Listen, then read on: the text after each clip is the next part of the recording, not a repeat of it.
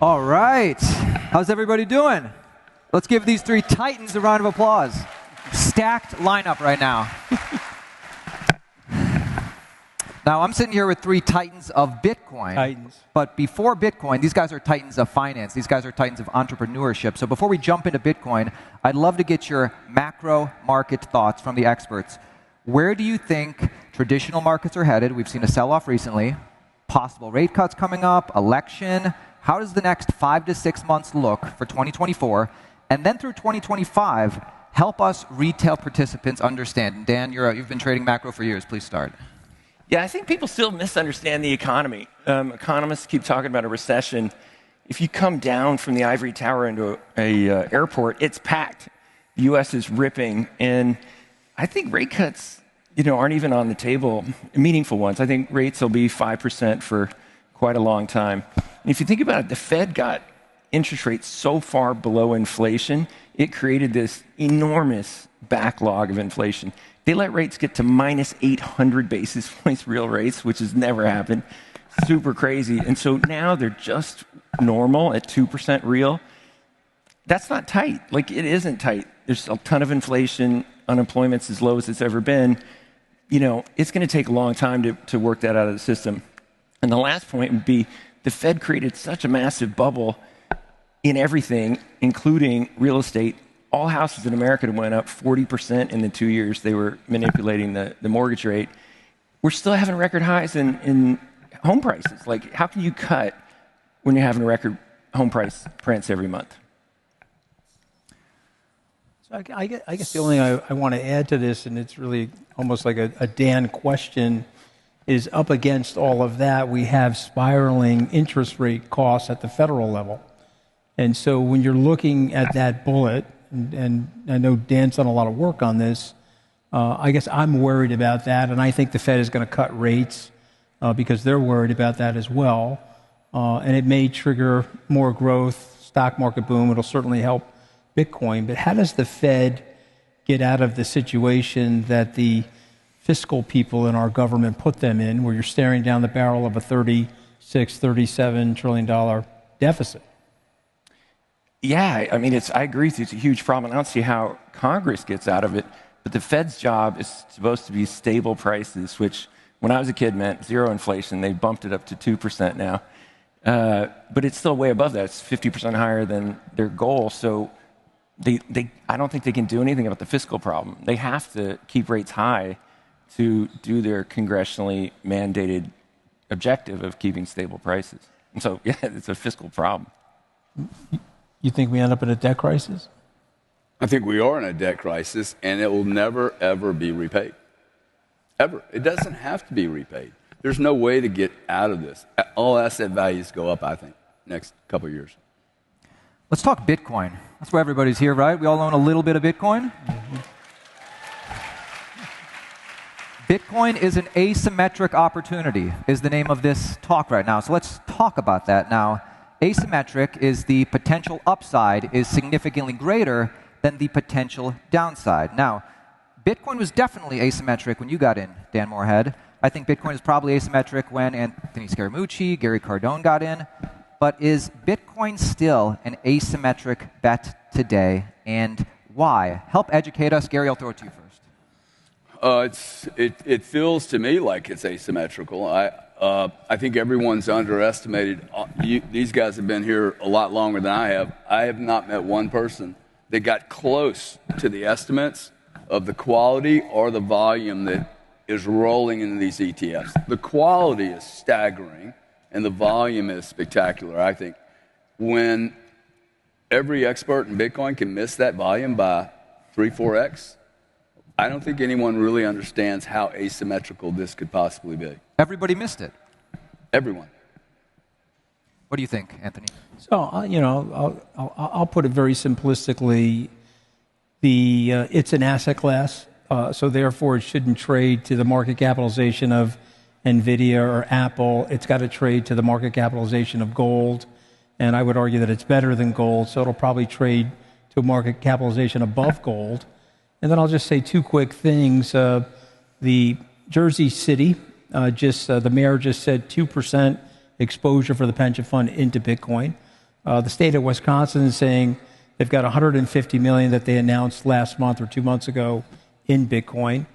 And we'll be on this stage next year. Someone will be on this stage explaining that the tactical asset allocation models for all institutional investors will have a 1, 2, possibly 3% exposure to Bitcoin.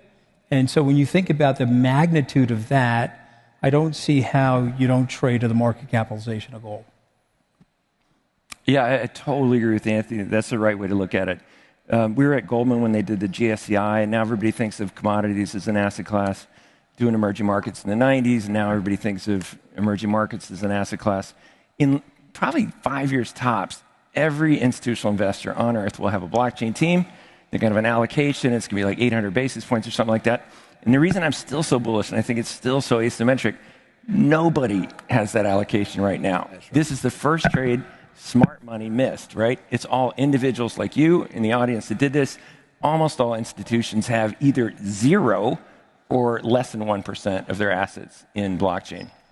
And so it's not only the most asymmetric trade I've ever seen, I think it's the most inevitable trade I've ever seen. Like, it might take longer than we all think. Right. It might have some ups and downs, which it does. But basically, everybody with a smartphone is going to be using blockchain in 10 years, right? Like, it's just that obvious. So that's why I still think it is still very asymmetric, because institutions have yet to really address it. And by the way, Anthony, for the journalists writing about this right now, when you say Bitcoin's going to take the market cap of gold, is that 10 trillion, 11 trillion?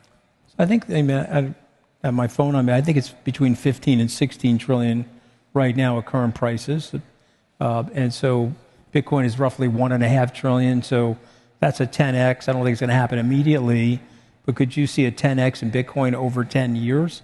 I do believe that. You'll have at least 1, possibly 2 more halving cycles. It will be embedded. Let me just say this one thing, and I think Dan and Gary would agree with me, because we've been on Wall Street a long time, and we worked at Goldman together. Wall Street is this magnificent selling machine.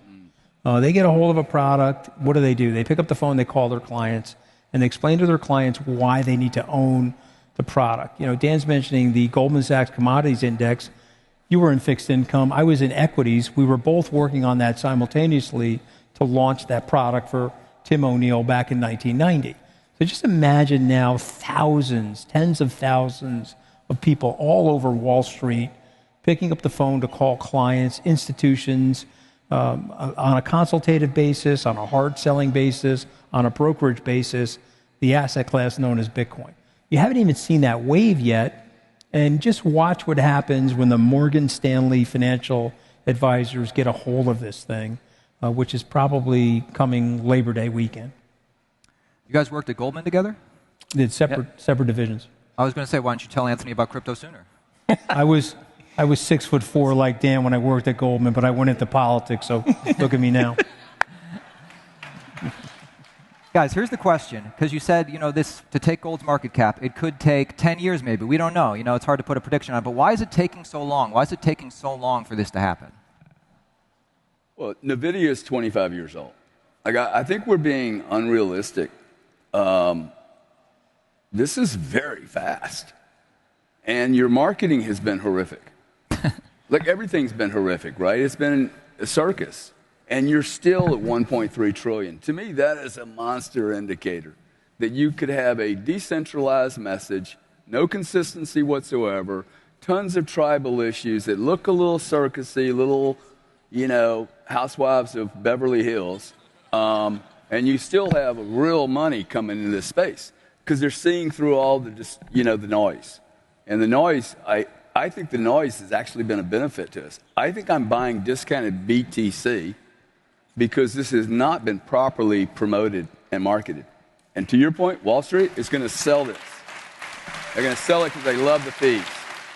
And Dan, I agree. It is inevitable. The only thing we're going to miss, are we off 6 months, 18 months? I think it's just a time thing.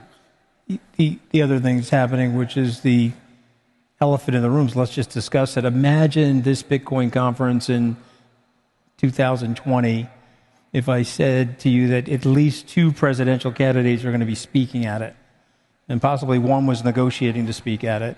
Just imagine that, right? I'm glad you brought that. We're winning, ladies and gentlemen. I'm just letting you know we're winning. I got one more. Okay, yeah. You know, I know. right? I just want to say, I think Aaron's question is why I love this trade. We've been doing this for 11 years, and during those 11 years, on average, Bitcoin has doubled every year for 11 years, and he's complaining it's taken so long. That is a great trade. Well said. Applause break. Donald Trump proudly proclaims himself the Bitcoin president. Now, regardless of your personal views, I'm not asking you to endorse anybody. I happen to know for a fact there are some Trumpers on the stage, there are some anti-Trumpers on this stage, and there are some people in the middle. But regardless of your personal views, if Trump wins, is that orders of magnitude better for Bitcoin? Or as a Bitcoin holder, how do you think about it? Oh, shit. You want me to answer that? Oh, shit. That's the All best right, so thing you said all day. let me say this, and I said this morning on Squawk Box, and I mean this. Whatever my personal disagreements are with the president, policy, etc., I applaud him for embracing this technology and for embracing this commodity. I applaud him for it. And I'll tell you something that he's done for this industry, which all of us have to be grateful for. He's pushed the debate, okay? And so it was reported, so I'll share it with you. Mark Cuban, myself, Michael Novogratz, representatives from Kraken. We had a whole group of people, not just Kraken, but others. Mr. Garlinghouse was with us. We sat with Ro Khanna, other members of the Congress, Senator Gillibrand, Anita Dunn from the White House. And I don't think we're having that meeting with the Democrats without Donald Trump. And so I want to applaud the president for that. And I'm hopeful that we can push the Democrats into the swimming pool with us.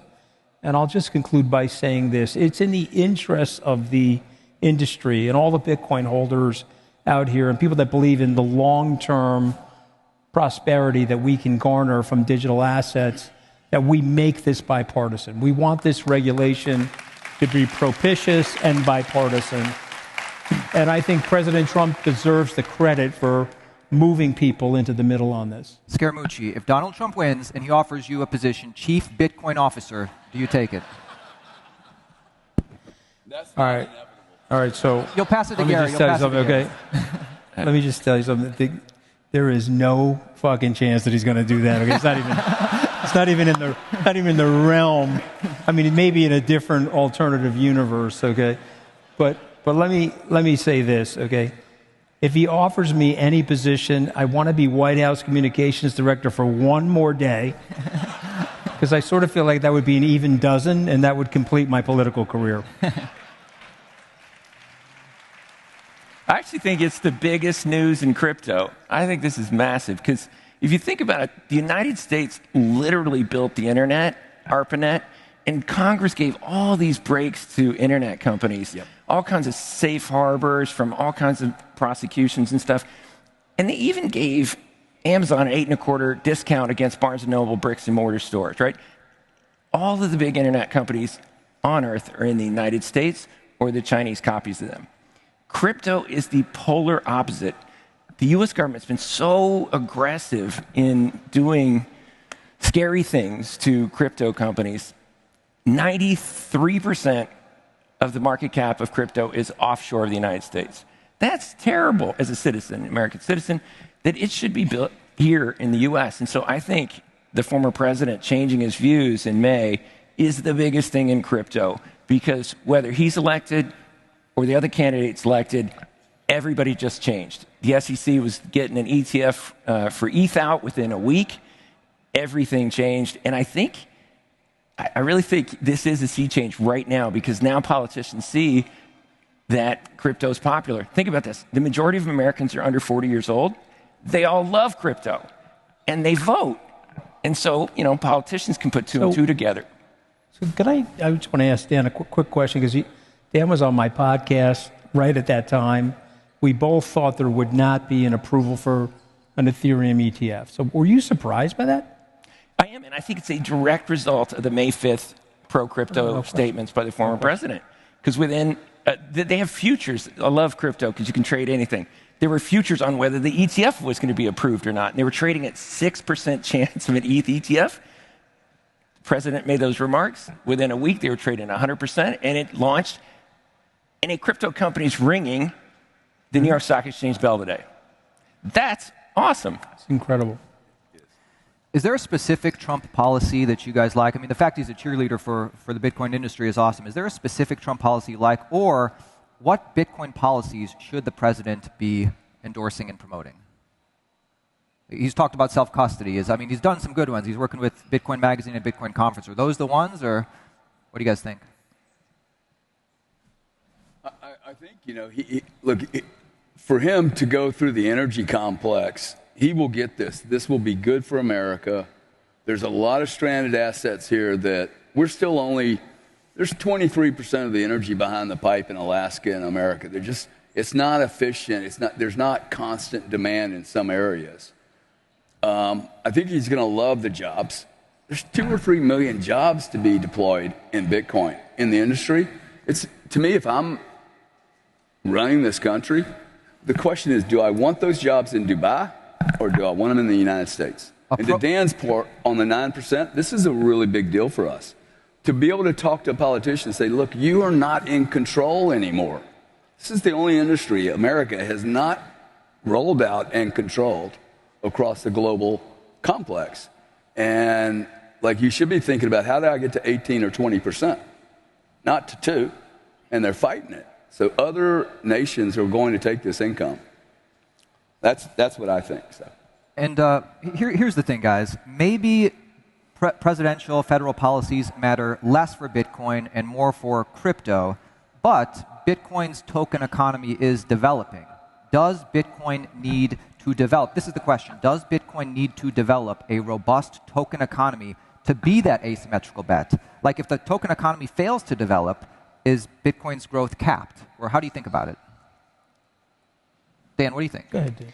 Well, yeah, I think it is great that there are really cool projects being built on Bitcoin. Things like Stacks, those are great. But, people sometimes say, what's the killer app of Bitcoin? Bitcoin's the killer app of Bitcoin, right? There's so much wealth being stored, so much savings, so much cross-border money flows. So even if nothing else gets built on top of Bitcoin, it is an amazing development for the world. What do you guys think about the token economy? It's the asymmetrical bet, Bitcoin's fine how it is. It's still asymmetrical. What's the question? I'm sorry. Yeah, Bitcoin is developing this robust token economy. Now, there are tokens on Bitcoin. Does Bitcoin need that to be that asymmetrical bet? Is it still an asymmetrical bet if that doesn't develop, or what do you think? I don't think you need to add any bells and whistles to Bitcoin. It seems to be perfect to me. That doesn't mean that it's not going to evolve. It will evolve, and I mean.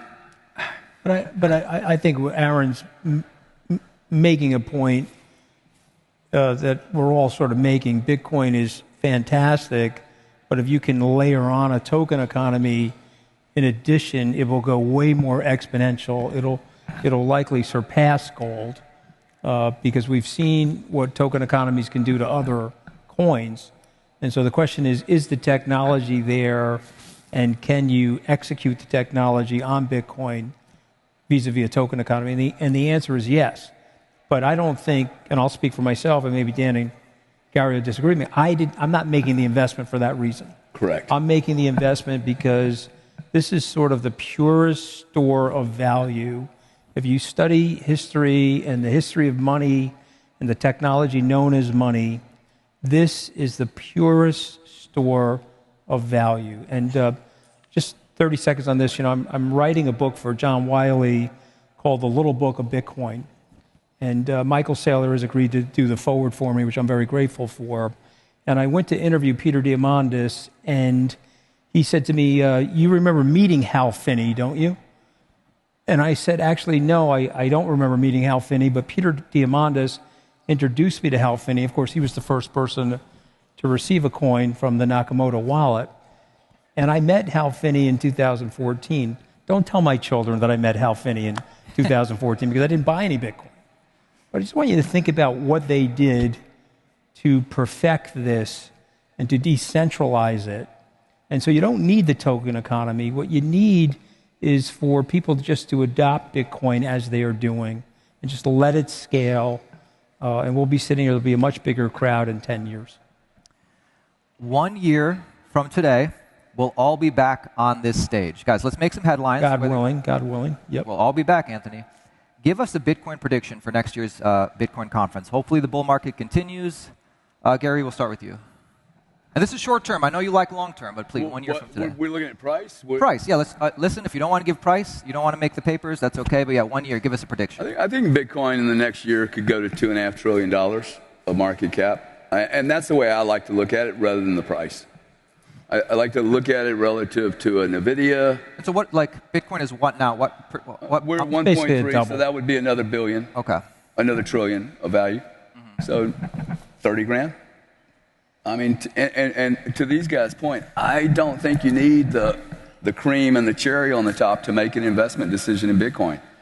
Now, if all the tokenomics, if that happens, we're so underestimating this. Like, I just go back to the ETFs. All these guys are experts. Goldman, Citi, everybody's here studying this, and everybody got it wrong by 3 or 4. Dan, 1 year from today, what do you think Bitcoin's price will be? So my standard answer is always double, because that's what it's done on average for 11 years. But actually, I think this political unlock makes me more bullish. So I think it's going to be more than a double, 160,000, something like that. 160,000. Anthony, any? Yeah, so I'm in Dan. If this is the price is right, I'm going to go 10,000 more than Dan. But I do believe that, though, because if you look at the halving cycle and you look at the supply-demand dynamics, you typically get a 4x move from the halving, and that implies 160, 170. And I think that's something that can very much so happen. I mean, are there geopolitical shocks that could hurt it? Possibly. But I also see Bitcoin decoupling over the next 12 months. So meaning, I don't think it's going to be as tied to the NASDAQ, or it's not going to be as tied to supply shocks like a Mt. Gox or a selling of the German government and things like that. Let me ask you a fun one. The audience is going to like this. And the ultimate question is going to be, but let me set this up. The ultimate question is, what is the minimum amount of Bitcoin the average person can hold where in the future they will achieve millionaire status? But let me set this up. If you hold about 15 Bitcoin today, you are a millionaire. But let's speak to the everyman. The average male salary in the U.S. is like $70,000.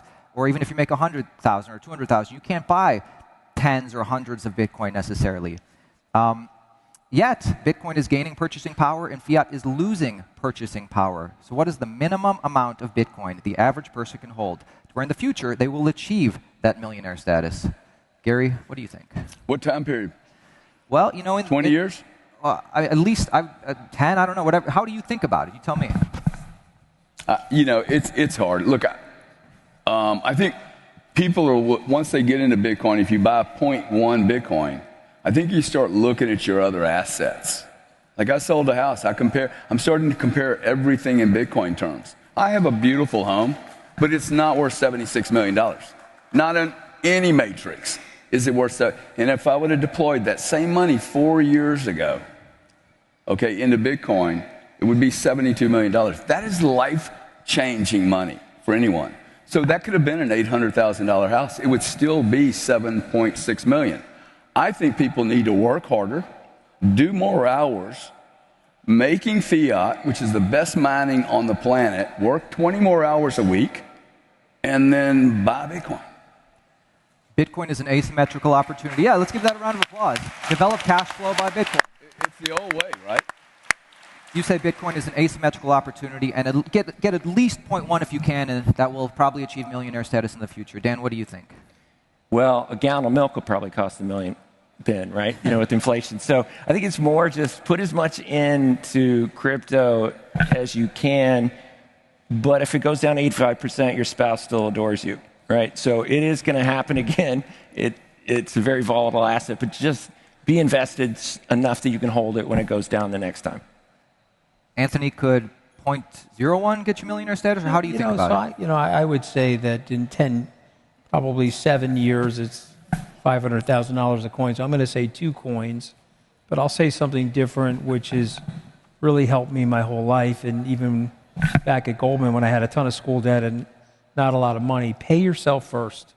So open up an account somewhere and pay yourself first. If you buy $100 of Bitcoin a month, $200 of Bitcoin a month, just do it. And if you do that, you'll see your nest egg grow. And, I'm 40 years into Wall Street now. Every month, money comes out of my payroll into accounts. Most of it is targeted towards Bitcoin now, but I think it's a very rational way to get rich. Pay yourself first.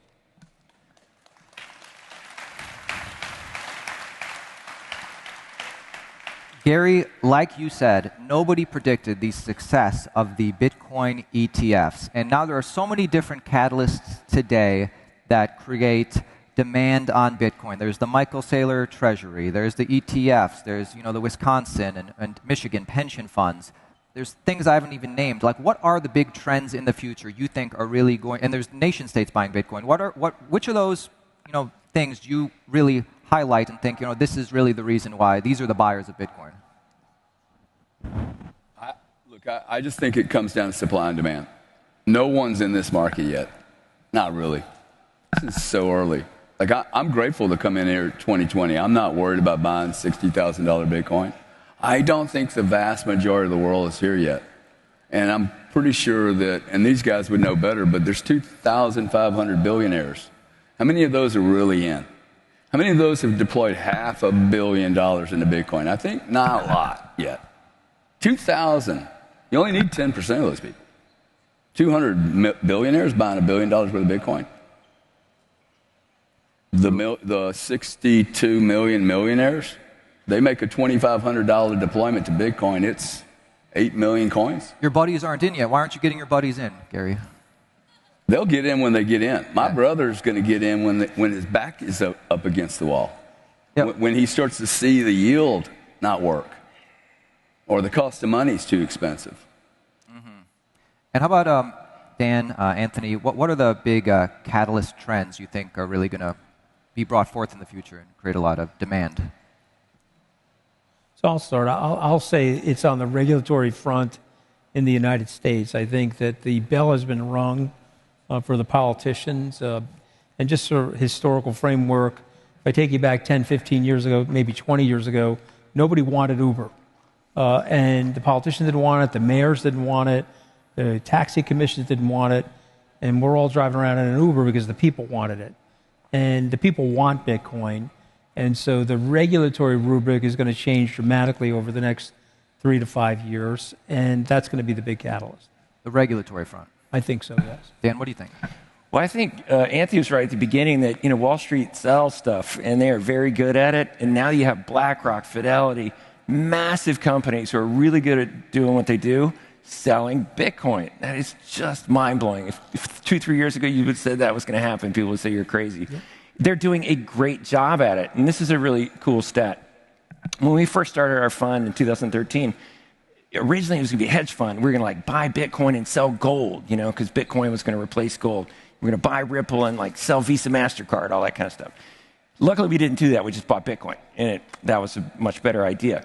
But it's finally happening now. Now that BlackRock and Fidelity are selling Bitcoin, the Bitcoin ETF is the biggest thing that's ever happened in the ETF world by orders of magnitude. It's raised $16 billion since it launched. Gold ETFs have lost $4 billion. That's the trade. It's finally happening. Digital gold is replacing Don't old tell school Peter gold. Schiff that. Dan, let's leave that. Let's leave that between you and me. Guys, we're reaching the end of our time, so I want to give you guys an opportunity for final thoughts. Again, the title of this is The Asymmetric Opportunity That Bitcoin Is. And listen, I'm not like Michael Saylor. I say my personal opinion, if you need to sell, you can buy something cool, sell a little bit.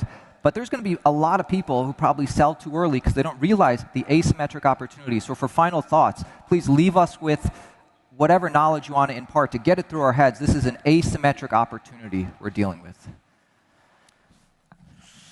Man, I think Bitcoin is going to help me defy gravity and time. And when you get to my age, being able to steal time is really, really important. I'm having to do less work. I'm interested in doing less and generating more energy. I think, and Bitcoin affords me that opportunity. I've never seen anything afford me the opportunity where I didn't have to put more energy into it constantly. So I'll just be brief and say that the greatest wealth success stories are in concentration. Yeah. And whether it's Jeff Bezos or Michael Dell, Mark Zuckerberg, you pick the person, or the legendary Michael Saylor, the notion is that if you own Bitcoin, make that one of your concentrated pieces of your portfolio. Make it an heirloom for yourself and your family. Try to find other things to sell before you sell your Bitcoin. Yeah, and I would close with, there's an old adage on Wall Street, it's not market timing that counts, it's time in the market. Yep. And so just buy an amount that you can hold, even if it goes way, way down, and then hold it. Guys, we're going to stand up here for 10 seconds to get some pictures. But give these Titans a round of applause. Gary Cardone, Anthony Scaramucci, Dan Morehead. Thank you, guys. Loved it. Loved it. Thank you. Daniel, loved it. Thank you. Thank you. I love being on with you. Thanks. Let's get some pictures. The Bitcoin Conference. We started with a dream to build a community focused on Bitcoin. It all started in 2019 in the heart of San Francisco, the first major Bitcoin conference in years that kickstarted a revolution. And then Miami, a place where enthusiasts, developers, dreamers, and innovators could come together to make Bitcoin better. It has been an amazing 5 years and 8 conferences, thanks to all of you. Bitcoin Conference has become the largest premier global Bitcoin gathering in the world, leading hyper-Bitcoinization. While Miami was incredible, it was time to set the stage for Bitcoin in a new city. So we took the conference on the road. Nashville, Tennessee was the obvious choice, a city known for music and freedom. Next year, the conference is hitting the road again in search of the next global stage. We are headed to a new city next year. With hyper-Bitcoinization right around the corner, we have no plans to take the foot off the gas. Find out where we are headed next. Scan the QR code and be at the main stage for the big announcement.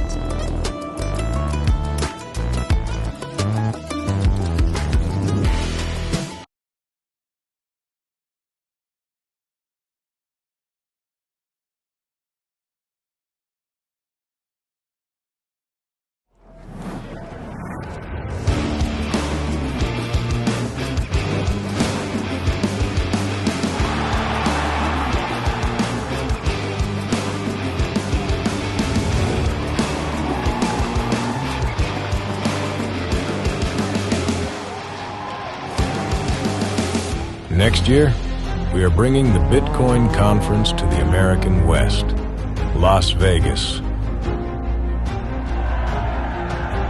The brightest minds in the world will converge to deliver Bitcoin history.